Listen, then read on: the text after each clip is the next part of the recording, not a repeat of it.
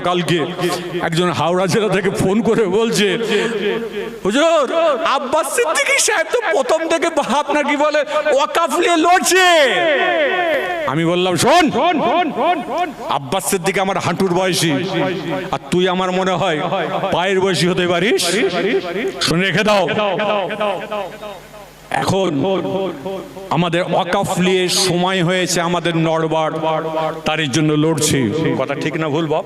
যে আমাদের সমাজে কিছু লোক তো এমন লাফালাফি করে বলার মতো না, এটা সব ঘরেই আছে। আমি শুধু বলছি না যে আমার বা অন্য করে বলছি না, সব ঘরেই আছে।